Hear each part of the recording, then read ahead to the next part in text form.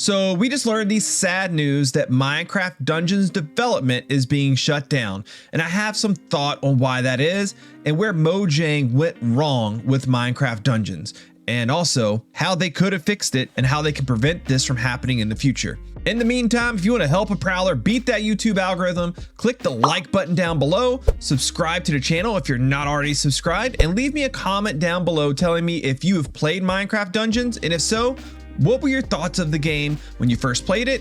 And why did you stop playing it? Okay, so first of all, let's start this out by talking about what is Minecraft Dungeons. We'll just keep it basic here. Minecraft Dungeons was an action RPG, also known as an ARPG, based in the Minecraft universe. Often these games are referred to as dungeon crawler games. So it's a dungeon crawler. And an ARPG is basically a game where you control a character, you gain power by getting items, leveling up, spending points that you earn in skills, and all that sort of stuff. And you use all those powers to defeat large waves of mobs and sometimes incredibly hard bosses. It's fast-paced, action, like a ton of things are getting thrown at you at a time, hence the name action. And then you're usually playing the role of a particular character, hence RPG or roleplay game. So in terms of Minecraft Dungeons, like what was good about the game? So first of all, the fighting was honestly really fun. Like I remember like logging in for that first time into the game and playing not only alone, but I did some collaborations with some other creators like Blue Jay and others as well. And it was a good time. Like you're just destroying like huge waves of mobs, and just to see like zombies and skeletons and all these mobs you're used to seeing in Minecraft and other mobs that are Minecraft related just like melt in front of you was honestly incredibly fun. The in-game art, like the level design and the way that these maps look that they made were amazing. Like they looked incredibly good, and like the mobs, like the way they looked and the way they acted and the animations and things like that, top notch as well. Like S tier, looked amazing. Its basic progression in the game was pretty good, right? You leveled up, you select a level or a dungeon to go into, you had like a fun story to play through in the game, you beat the game, and there were a number of like unique challenges to do outside of like the normal storyline and outside of the regular levels to play. And like generally speaking, those challenges were pretty fun to do as well. And maybe one of the best things for like Minecrafters out there is the fact that it expanded that Minecraft universe and Minecraft lore a lot. Like seriously, some of the mobs and some of like the custom blocks that they made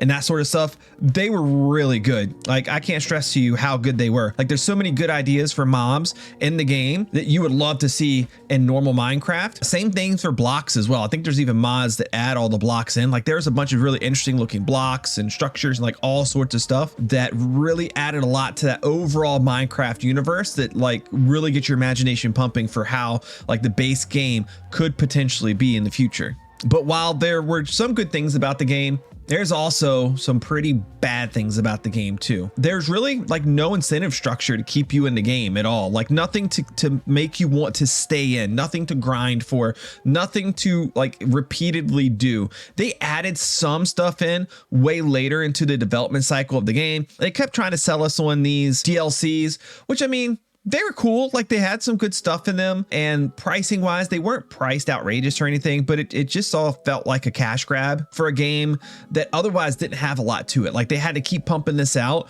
to make you spend money in the game to keep you interested in the game. It just kind of felt kind of backwards. Like you want the game to be so interesting on its face that when you see or hear about a DLC for it that you have to pay for, you're like, oh my God, yes, I can't wait for it to come out. Like I got to get that because I want to see what kind of cool stuff it adds. But instead it kind of worked the opposite way. It was, I'm getting kind of bored of the game, but hey, there's this new DLC coming out that looks kind of cool. Like maybe that'll make the game even more interesting. It just kind of worked backwards from its conclusion, and it just never really made sense from a player perspective. And then also the big part of ARPG games is the grind. Like the grind is supposed to be the feature, and in Minecraft Dungeons, it wasn't. There was no like valuable loot to grind for. The power progression generally did not feel very good. The reason there was like no real like loot grind is because there's not really any loot. You only had a few equipable slots, and that really limits like how many things of value you can actually find in the game and the amount of customization that your character has. And an ARPG game just needs more of that, a lot more of than what Minecraft Dungeons had. The skill system was too simplified. It was like an item-based skill system, which I mean, in its own right, I think was fine and worked well. But as the only like real character progression in the game, the only skill progression in the game, it just felt kind of flat. Some ARPG games can get incredibly complex, and obviously that's not where Minecraft Dungeons should slot in. But could they have done more than what they did in the game? Absolutely, 100% without question, and they should have. There was no like competitive edge to the game. There's no leaderboards to like how fast can you clear this, or how quick can you do that, or like who is the fastest to do this within this season. And people are generally kind of competitive. You don't want to shove it in the player's face to where you have to be competitive to enjoy the game. But what you want to do is you want to draw out the competitiveness from the people that are competitive, because that drives them to play your game more, and that was not there. There was no PvP, which I think Minecraft Dungeons was well suited for, but for whatever reason Mojang just didn't want to go that route. I don't really know why, but that was something that they did not do. And another thing is the in-game communication sucked. There's not good ways to communicate in-game. They have a very simplistic ping system. You can't like type to people in the game. You can't voice chat, and that's not acceptable in today's gaming society. You can't have a good game without those things if it's a multiplayer game. And we'll talk about that a little bit later. So the end result, a ton of people bought the game because there was a lot of hype around it. This was like the first big thing that Mojang came out with that's Minecraft branded and is like a full game, right? We had Minecraft Earth before. We're not even going to go there, but like there was a ton of hype around this game. The trailers looked really cool. The information they gave about it looked really cool. The gameplay footage they showed was really cool. So the hype was there, and generally people had fun playing the game at first. And then that fun fizzled out like really quickly. And the game just had a horrible player retention rate. After you've played the game for a couple weeks or a month or two, you just kind of felt like I've seen everything at this point. Like, I know what the game is. I don't really need to, there's nothing else for me to do. And that leads us into how could they have avoided this from happening in the first place? And honestly, my answer for this is going to be very broad, very simple, but at the same time, it's the most important thing that Mojang needs to listen to me on. If they, any of the developers, leadership, whoever happens to be watching this video here today, and that is involve the community. You do this maybe almost too much on Minecraft, right? But you involve the community in almost everything on Minecraft. You have an idea of something you want to change, you talk to the community about it early. Before you've even fully conceptualized it, you're talking to the community about it. Maybe something that you want to change in the game, you talk to the community about it to see what they think. Whenever you have a new update, snapshot, like whatever in the game, you release a snapshot or beta for it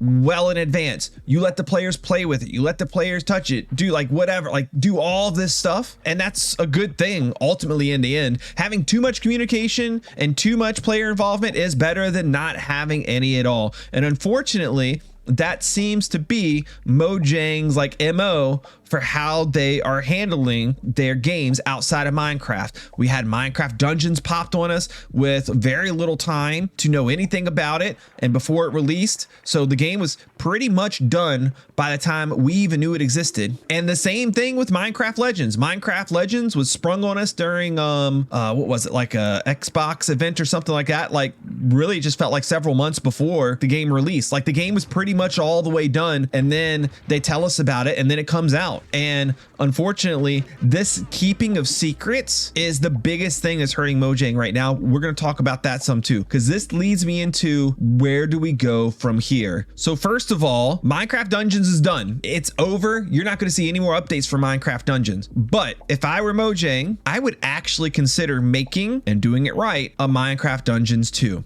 but they need to include a number of things for this to work out. They should have done it with the first one. That's fine. Let's call it a learning experience. In Minecraft Dungeons 2, what do we need? We need more gear slots. We need at least 8 equipable slots. Things like, I mean, kind of like Minecraft is now, right? We need to have 4 pieces of armor. We need a main hand and offhand. You probably want to add in some type of like a belt or jewelry or whatever, right? Because these are common things in ARPGs. They give you more slots to give more gear to find and to get more stats and like things added to your character. It allows for customization and it's just fun. I think they kind of missed the forest through the trees here, that while the gameplay experience itself is extremely important, in a way, these ARPG games, the actual point of the game isn't the gameplay. The point of the game is the stuff that you find to supplement the gameplay. They did the gameplay well. I probably couldn't sit here and tell you something bad about how the game played because I didn't have any bad experiences with how it played, but you didn't give me all the things I wanted to supplement that gameplay. So we need that.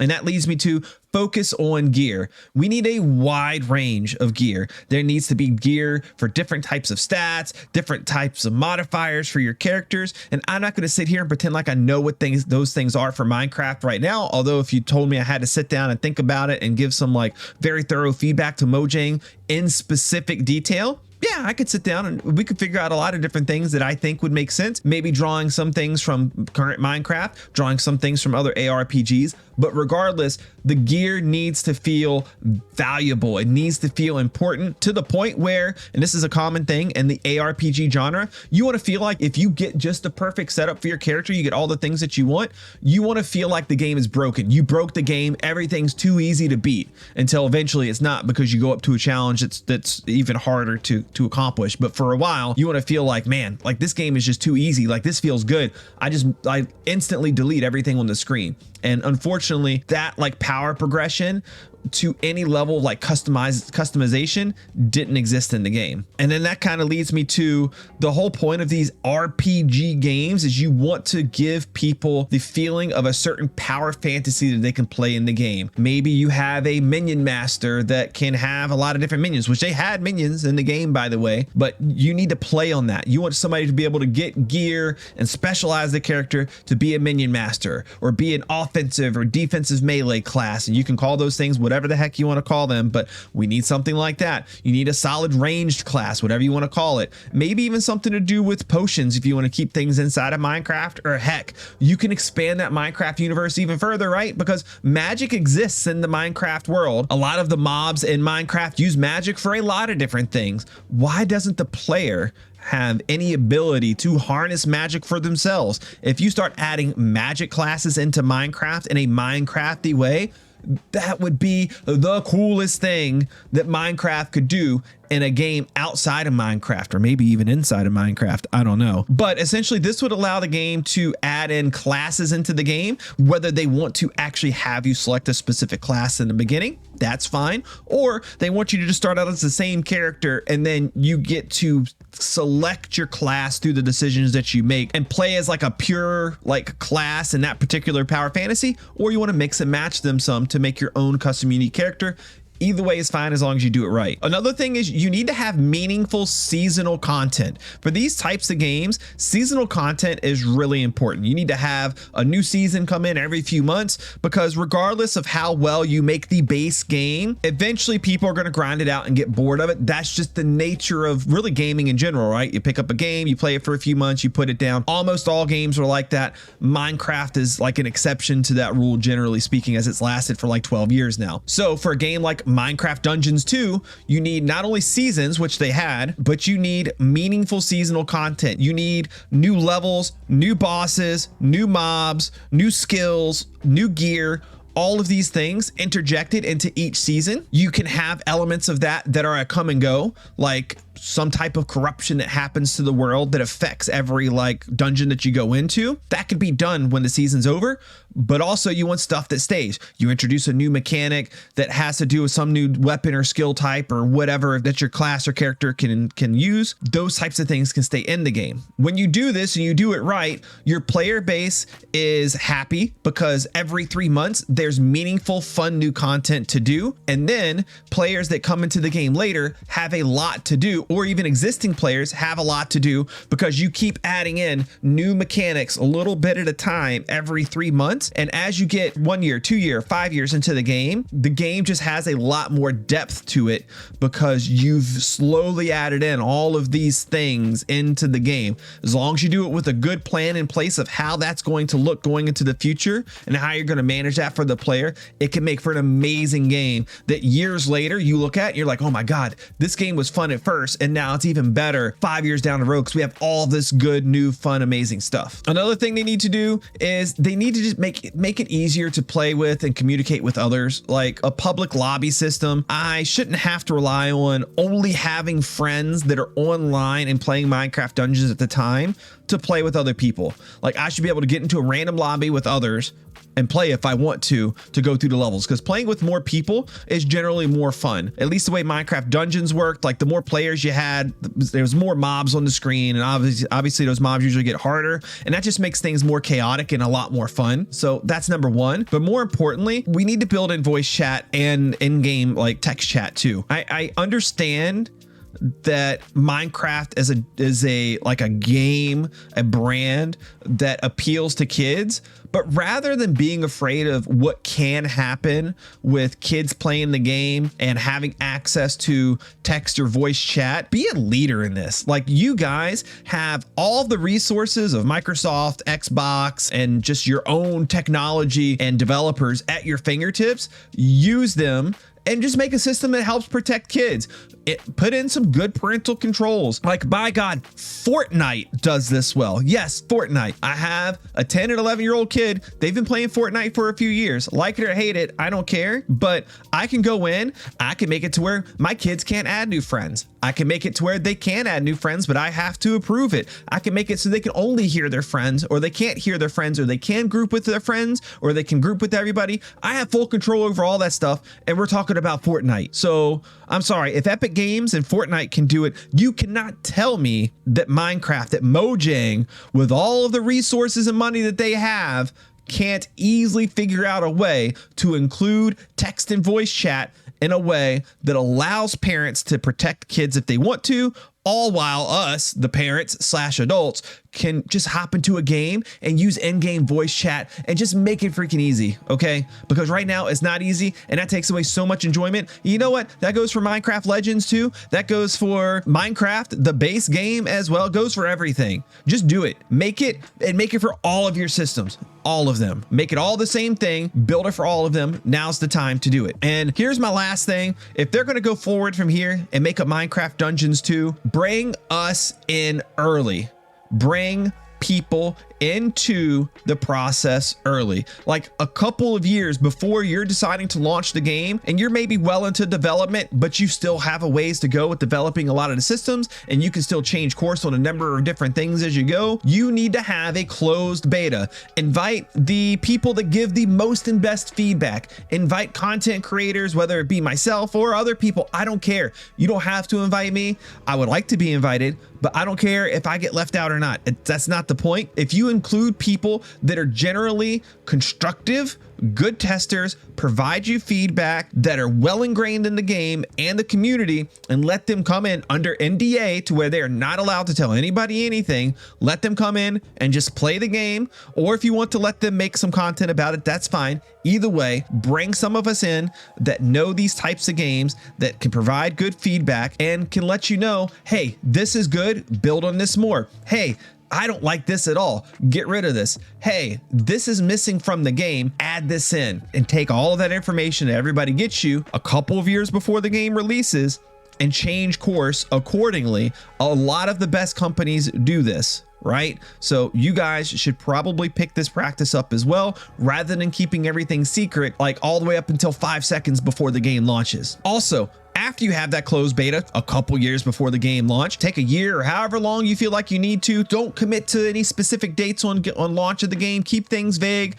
Take as much time as you need to make those adjustments to make the best game possible. And then a year or so later, or once all those changes are implemented and put in, and you're like, you know what? Like, we did it. Like, we got everything in. We're ready to roll. Let's check with those like closed beta testers again. Bring them in again under NDA and say, hey, this is the feedback you guys gave us. These are the things that we changed in the game. Go ahead and play through a portion of the game. Tell us what you think about it. And then based on that feedback, fine tune those things. You think you got close to a finished product, have an open beta where everybody could come in and play your game, but maybe only a small portion of it, right? Give us like an act or a level or a sequence of levels or whatever to play. Get the feedback from the community, actually getting to put hands on the game, fine tune final bugs and some final adjustments to different things that you get from players at scale, and finally release the game. And during this whole process, involve the community throughout it. You don't have to tell every single little thing about the game. You want to keep some secrets. You want to keep some hype from your beta testers, your closed open beta testers, but can you go through and every few months, like put out a cool gameplay trailer, put out a developer update of like, hey, like these are some of the general things that we're doing, and then gauge the temperature in the room. What are people thinking about the things that we said? And then let's take some of that general feedback and see if we can apply it. If you guys let the gaming community